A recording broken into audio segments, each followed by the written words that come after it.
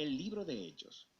En el primer video vimos que Lucas empieza el libro mostrándonos cómo el Jesús resucitado fue exaltado como el Rey del mundo. Él prometió enviar el Espíritu Santo como su presencia personal para empoderar a sus seguidores en su tarea de ir al mundo y ser testigos de las buenas nuevas de su reino, hasta que un día Él regrese. Y así empezó el movimiento en Jerusalén, cuando el Espíritu vino y transformó a los seguidores de Jesús en el nuevo templo prometido por los profetas de la Escritura. Pero esto generó conflicto con los líderes de Jerusalén y produjo la persecución de los cristianos. El Espíritu transformó esto en algo bueno. De hecho, se convirtió en el medio a través del cual las comunidades de Jesús, originalmente judías, fueron esparcidas fuera de Jerusalén para convertirse en un movimiento internacional multiétnico. Y la iglesia emblema de este diverso movimiento de Jesús estaba en Antioquía, la ciudad más grande del Imperio Romano en esa área. Nos quedamos con Bernabé y Pablo sirviendo en la iglesia de Antioquía, y el Espíritu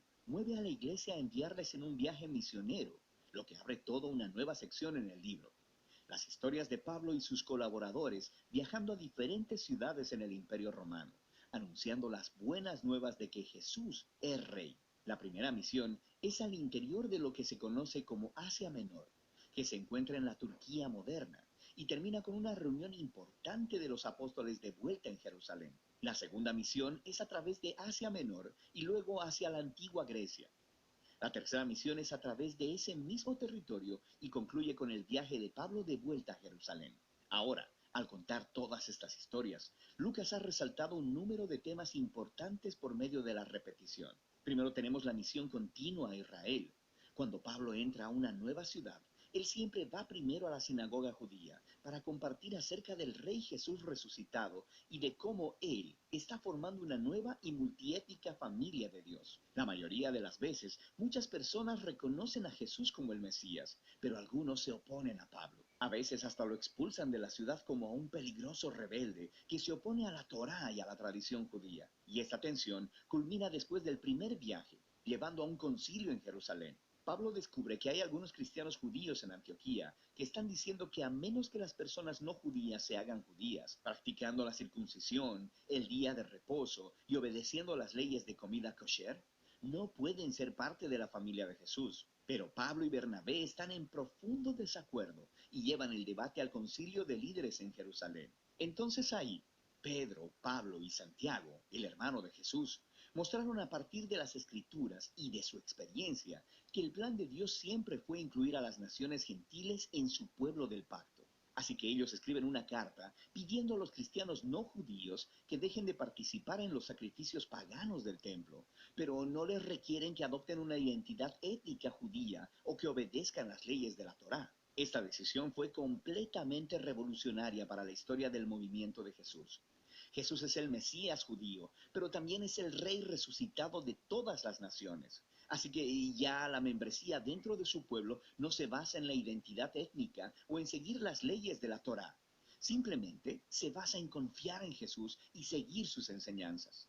Y esta realidad multiétnica del movimiento de Jesús nos lleva al siguiente tema que Lucas quiere que veamos en estos viajes misioneros: el choque de culturas entre los primeros cristianos del mundo griego y romano. Lucas registra varios choques en Filipos, Atenas y Éfeso. Pablo va y anuncia a Jesús como la revelación del único Dios verdadero y como Rey del mundo, que muestra a todos los dioses e ídolos como impotentes y fútiles. Y su mensaje es consistentemente visto como subversivo del estilo de vida romano y se le acusa de ser un peligroso revolucionario social. Estas historias muestran cómo las comunidades de Jesús, multiétnicas y monoteístas, no encajaban en ninguna caja cultural conocida por el pueblo romano. El mundo antiguo nunca había visto nada como ellos, y los cristianos despertaron más que solo sospechas. Otro tema que Lucas repite es como Pablo y los cristianos son constantemente acusados de rebelión y hasta traición contra el César, el emperador romano. Las personas entendieron correctamente a Pablo. Él anunciaba que había otro rey, Jesús, y también vieron correctamente que la manera de vivir cristiana retaba muchos de los valores culturales romanos. Pero cada vez que Pablo es arrestado e interrogado frente a los oficiales romanos, ellos no ven ninguna amenaza y lo liberan. Estas historias nos muestran la paradoja que la iglesia primitiva presentaba al mundo. Era un movimiento mesiánico judío, pero era étnicamente diverso, lleno de comunidades que trataban como iguales a los hombres y a las mujeres, a los ricos y a los pobres, y a los esclavos y a los libres. Y todos ellos confesaban su lealtad solo al Rey Jesús y no a ningún otro dios o rey. Así que su mismísima existencia ponía de cabeza los valores centrales de la cultura romana. Pero los cristianos no representaban ninguna amenaza militar, porque Jesús les enseñó a ser personas de paz. Así que, del único crimen que Pablo y los cristianos pueden ser acusados es no conformarse al status quo. La última sección del libro retorna su enfoque al testimonio de Pablo esparciéndose desde Jerusalén hasta Roma. Su último viaje misionero termina en Jerusalén, donde su controversial reputación le precede. Es atacado por los judíos, quienes piensan él ha traicionado a Israel, lo que atrae la atención de los soldados romanos, quienes piensan que Pablo es un terrorista de Egipto, empezando una rebelión. Así que lo arrestan. De aquí, Pablo es sometido a juicio. Primero delante de los líderes judíos del Sanedrín en Jerusalén. Luego delante de una serie de líderes romanos en Cesarea.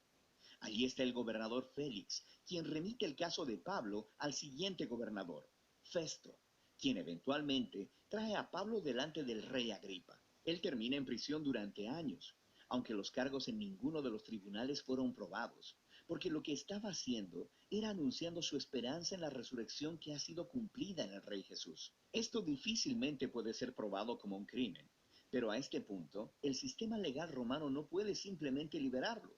Así que Pablo termina apelando a la Suprema Corte de Roma.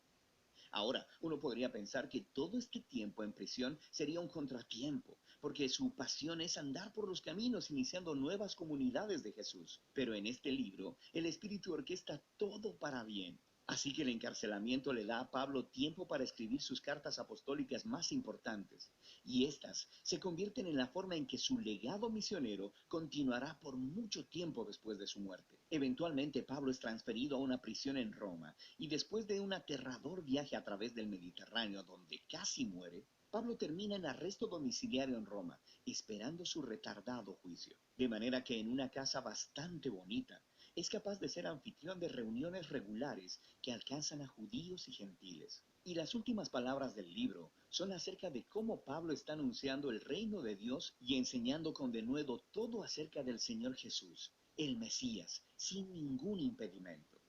Todo esto sucediendo bajo las narices del César en Roma. La obra unificada de Lucas Hechos hace mucho más que darnos la historia de Jesús y la iglesia primitiva. Nos muestra cómo el reino de Dios vino a la tierra, como existe en el cielo, a través de la vida, muerte y resurrección de Jesús y de la venida de su Espíritu, empoderando a la iglesia para ser testigos desde Jerusalén hasta los confines de la tierra. Y mientras Lucas cuenta la historia, nos ha dado muchos ejemplos de cómo luce la fidelidad al Rey Jesús, compartiendo las buenas nuevas del resucitado Rey Jesús por medio de palabras y acciones. Significa formar comunidades de Jesús muy diversas, donde personas de todas las clases se reúnan, sean tratadas con igualdad, comprometan su lealtad al Rey Jesús y vivan obedeciendo sus enseñanzas. Todo esto se hace confiando en el poder y la guía del Espíritu Santo para liderar el camino hacia adelante. Y de eso se trata el libro de Hechos.